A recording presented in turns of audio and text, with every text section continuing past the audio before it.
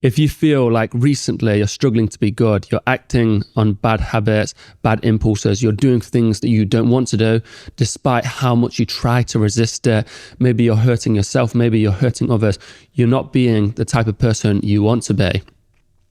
Well, the following teachings from Marcus Aurelius, that's what helped me get over all these things many years ago. I am William Mulligan, author of The Everyday Stoic, Simple Rules for a Good Life. I teach practical Stoicism to help you improve your life, improve your character, and become the best version of yourself. So if you're new here, welcome to the journey. And if you're old, welcome back. Today's episode is powered by Huel. Huel is a quick, affordable, nutritiously complete food with everything that your body needs. Let's jump into the episode. This is 5 ways in which the soul harms itself by Marcus Aurelius. I'll read the teachings from Emperor Marcus Aurelius, the philosopher king, and then I'll explain what they mean and how you can incorporate them into your life like I did. And I've read this book for over a decade now. You can see it looks like it should have been thrown away a long time ago. But anyway, the soul of a man harms itself, first and foremost, when it becomes, as far as it can, a separate growth, a sort of tumor on the universe, because to resent anything that happens is to separate oneself in revolt from nature, which holds in collective embrace the particular natures of all things. Secondly, when it turns away from another human being, or is even carried so far in opposition as to intend him harm. Such is the case in the souls of those gripped by anger. A soul harms itself, thirdly, when it gives into pleasure or pain.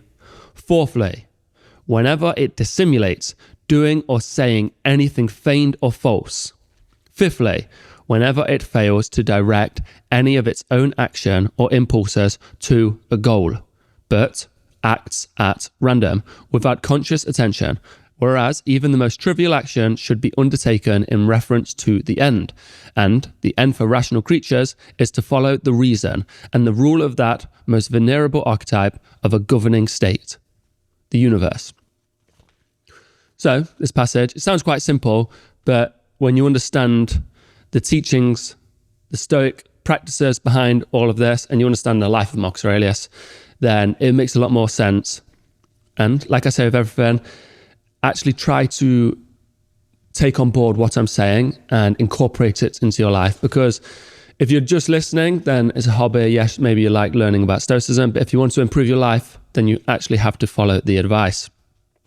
So first and foremost, the soul harms itself when it becomes a separate growth, a sort of tumor on the universe, because to resent anything that happens is to separate oneself in revolt from nature, which holds in collective embrace the particular natures of all things. To resent anything that happens. So this goes to the Stoic concept, the principle taught by the German philosopher Friedrich Nietzsche of amor fati, which is to love thy fate, love your fate. And basically Marcus Aurelius is saying here that the universe happens as it does. Humans have a particular nature in that universe. And these things will always happen. The past happens as it does, and the future is uncertain. All we have is the present. And these things will happen and continue to happen. So whatever the universe hands to you, this is handed to you. And, if the universe hands you rain, then you can sit there and complain and moan and get annoyed, sit inside crying that it's raining, or you accept it, that this is what the universe has handed you. And as the Stoics say, you love it, you make the most of it, because you can dance in the rain or sulk in the rain. It will rain regardless. So to resist this nature, the natural goings on of the universe, it is foolish. And Marcus Aurelius says when you do this, you become as almost a tumor of the universe, because you're unnatural. You're no longer a part of the goings on. This thing that's going around in harmony, you are out of balance of this harmony. So you have to understand the nature of the universe, the way things happen, and this has been handed to you, and you make what you can of this, you make the most of it rather than resisting it, because whatever's been handed to you, you cannot change. It has been handed to you. All you can change is how you react to that thing and grow from it, or use it to the best of your ability. Secondly, the soul harms itself when it turns away from another human being, or is even carried so far in opposition as to intend him or her harm. Such is the case in the souls of those gripped by anger. The Stoics believed in this idea that we are all connected. We're all part of this cosmic community, and it is in human nature. So human nature is to reason, but also to be with other people, to get along with our fellow man, our fellow woman. So to oppose this hurts our soul. It's natural for us to mix with people. It's natural for us to have community. This is how humans have survived. It's, not all animals are like this. Some are like bonobos, but we as humans have this innate instinct to socialize, get along with each other, be a good member of society. And when we go against this, either isolating ourselves, as people think it's very stoic to be an island, it's not. So you isolate yourself, then this is harming your soul because it's not natural. And I'll explain that a little bit about myself. But then the second point is, if you are driven to intend harm to someone else, or driven to the point of anger at someone else, then this is hurting your soul because, like we say, it's natural to be good, it's natural to help others, it's natural to be kind to others, as it feels good, it makes them feel good, it's being a good member of society. So when you intend harm to another person, you get angry at another person, it does hurt your soul. It damages your soul. Even if you don't realize it, it is hurting your soul. So with me, I opposed this and it was hurting my soul. I believed my whole life I was an introvert. I didn't really like people. I didn't get along with people. I preferred to be alone. And this was just due to my upbringing. I always went on my own to sulk and cry because we had a very busy household, and my brothers aren't going to listen when they're out having fun, and I'm too young to hang out with them, so I'm just on my own. And I developed this habit of being on my own, and I thought that's what I wanted. It's only in recent years, after working on this, that I love talking with people. I love helping people. I love getting along with people. I love people talking with me and sharing their ideas with me. It's amazing. So now, before when I used to go on a dog walk, I would just kind of have my head down, just enjoy the world around me. But now when I walk past people, I can stop and chat, whatever. It's just nice. It feels good. It heals the soul. It feels good for the soul rather than harming the soul. So a soul harms itself, thirdly, when it gives into pleasure or pain. Into pleasure or pain. You know what I mean by pleasure? For you who've got that bad thing that you do, and if it's drink or some sort of addiction, some sort of bad habit that you keep doing every single day, and you really keep trying not to do this, and it's really annoying you, and you feel like a bad person because why can't I stop doing this thing? This is harming your soul when you're giving into pleasure. It really harms your soul because you're doing things that go against your nature. You're being the type of person you don't want to be. So keep that idea of the person you want to be, this great person that doesn't give into these pleasures. Always keep that at the forefront of your mind, and remind yourself when you feel like doing these things, that these things, these pleasures that you keep giving into, they have never, ever once served you in your whole life. They've never served you. So say it's a drink or doing something you don't want to do. Say it's a drink. Every time you think, yeah, but this time's different. I'm stressed. I'm anxious. This time, it's a new drink. It will taste nicer. This time I'm with company, so it'll be different. Think, has this bad habit, has this bad thing ever served you? It has not. Never. Factually. So what makes this time different? And you have to keep that thing in the forefront of your mind, that it has never served you, it has never done good for you, it has always harmed your soul. And then remind yourself of who you want to be, this good person that doesn't do this thing. Keep those in mind. And I know it's difficult. So what you have to do, you have to develop new habits that are good, positive habits, positive routines, because a lot of these bad things we act on, is smoking or drinking or bad impulses, they're a coping mechanism to our pain oftentimes, or our suffering.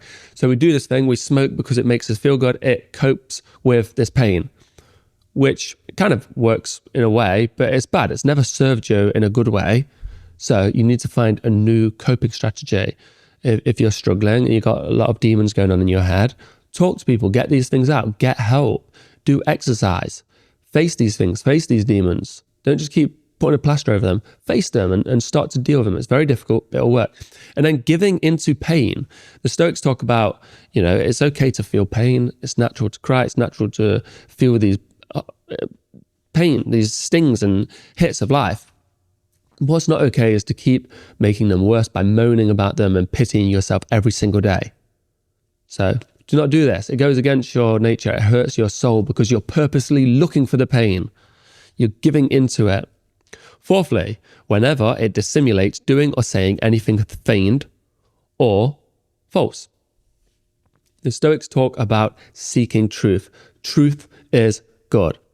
The truth is something that we should always seek, and we oftentimes create false narratives in our head. We're oftentimes biased towards ourselves or to our beliefs, and we ignore the truth because it makes us feel good in that present moment.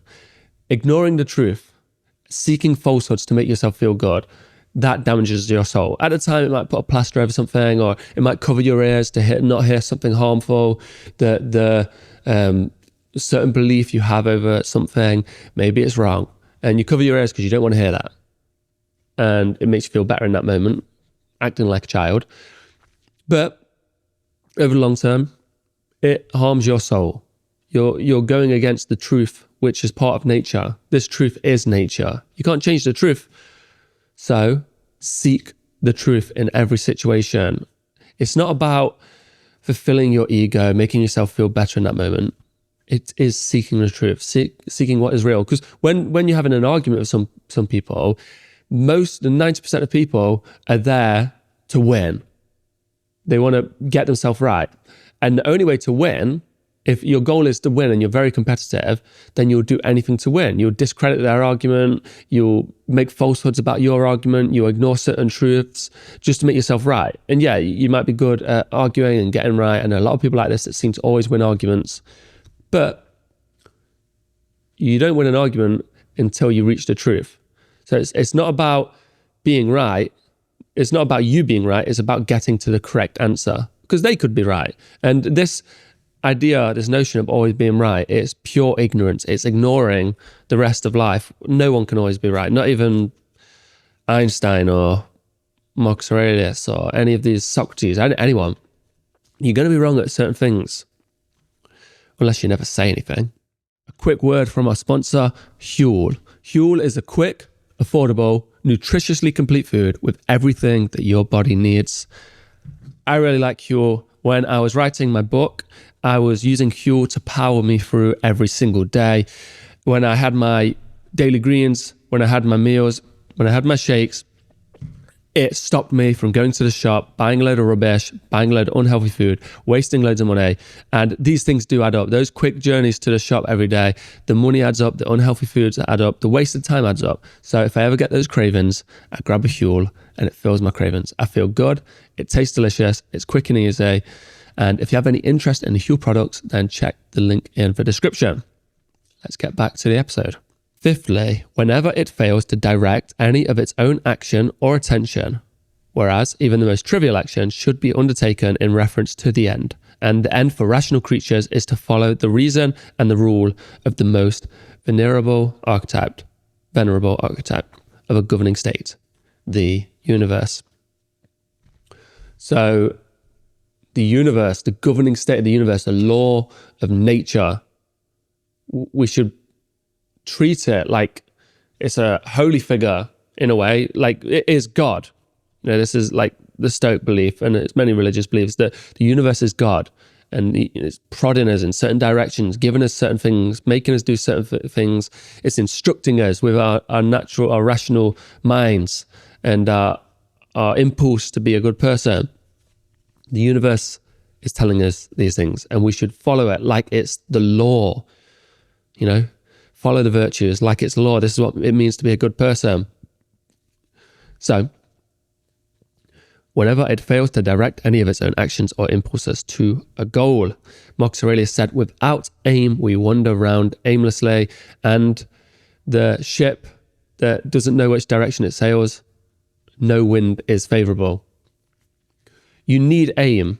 And this is the point in this video. So your aim is going to be now, remember this passage, remember it, or write it down, or write down the points. I'll summarize it up at the end, or I'll say it again. Your aim is to write it down and follow this. Follow these rules to be a good person. Because I think what people do is put everything off till someday. And, you know, all the greatest things, dreams, everyone's dreams live in someday, because someday is so much easier. It's easier to be hopeful for someday than it is to face the resistance of today. But how long have you been putting this thing up? How long have you not been living your life properly? How long have you not been living in accordance with your nature? How long have you been doing these bad impulses and hurting yourself and harming others? Very long. And you keep thinking, well, I'll fix it on Monday. I'll fix it on the weekend. I'll fix it at the start of the month. I'll fix it New Year, New Me. I'll fix it after my birthday. I'll fix it after my holiday. Now is the moment. Right now, make this aim. Keep it on a note like this, or keep it in your phone like this. Something. Have this aim and follow it. Because if you do not take action now, I'm not saying everyone, because I know some of you aren't new here and a lot of you are taking action, and many of you that are new here are still probably taking action on things. But there's a big majority of you, I know I've been there, I'm not calling you out, I've been there, where you keep watching these videos, you keep reading books, these self-help books, and you're listening to it all, and this makes you feel worse when you realize how you to improve your life. You realize where you can be in life, but you're not doing it. It creates this huge divide that harms your soul, because you're seeing where you could be and where you are. And this is the same. Your taste develops faster than your skill.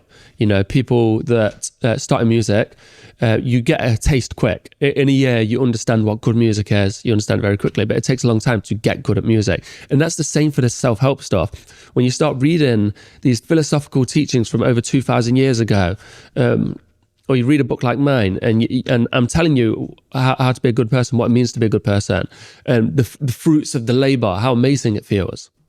You understand this very quick. You can read my book once and understand it. But then if you're not taking action on that, because your character hasn't caught up with what you understand, it does harm your soul. So write down right now these ways in which the soul harms itself. Have that direction. So I'll repeat again, and I want you to write this down or save this soundbite. I don't know how you do it in this day and age, the fastest way to do it. The soul of a man harms itself first and foremost, when it becomes, as far as it can, a separate growth, a sort of tumor on the universe, because to resent anything that happens is to separate oneself in revolt from nature, which holds in collective embrace the particular nature of all things. So firstly, accept your fate as it happens. Do not resist life that happens to you. Know that you control your reaction to life. So stop crying about it, stop pitying yourself, and make the most of it. This is a powerful technique, actually. And then secondly, your soul will harm itself when it turns away from another human being, or is even carried so far in opposition to intend him harm, such is the case in souls gripped by anger. Stop thinking about people as your enemies and people to hurt, people to harm. Everyone is a brother or sister, whether you like it or not. And the best thing for the universe is to actually help them. Even if they're a bad person and they're doing bad things, if you help them in some way, you teach them in some way, then you're helping them to stop harming others and stop harming themselves and stop harming you. It's a hard thing, but you keep this anger boiled up inside you. You want to hurt people, and it's just your soul is being harmed. The soul harms itself, thirdly, when it gives into pleasure or pain. So this is addictions. This is pitying yourself all the time, moaning about your circumstance. Get that positive self-talk. Rewire it every day. Think what you can do. Look for answers rather than ways to pity yourself. And then, in terms of pleasure, remember the sort of person you want to be, and remember these pleasures have never served you well. Fourthly, whenever it dissimulates doing or saying anything feigned or false, seek the truth. The truth is good. Don't look for falsehoods and lie and worm your way out of things just because it makes you feel better. Sometimes the truth hurts. Sometimes the truth will piss you off. But then it will heal you, then it will help you. Fifthly, whenever it fails to direct any of its own actions to impulses, or its actions or impulses to a goal, but acts in random without conscious attention. This will, if you keep acting in random, then you will end up nowhere in life. And I'm not saying you have to be rich and successful and all these kind of things. You have to go to the gym all the day. I just mean keep your attention, keep your focus on your progress of who you are, your well-being, your good nature, your character. Because if you don't, these things will slip away from you and you'll lose all progress. And before you know it, you'll be 110 years old. I don't know if you will, but you'll be on your deathbed thinking, why didn't I do that? Why didn't I focus on this? How did this slip away from me? It slips away from you when you get to 100 because it's slipping away from you now. Grab it now. And that's what I'm telling you. Grab it now. I hope you enjoyed today's video. Carry on with me on this journey through life to grow and to learn how to live. It's progress. But if you do not focus on this journey, then you will never end up anywhere. If you're wanting to grow more from the teachings of Stoicism, then I do recommend my book, The Everyday Stoic, Simple Rules for a Good Life. This is the blueprint that I followed over a decade to go from scared, anxious, weak, feeling like a victim of life to becoming confident, happy, and having direction.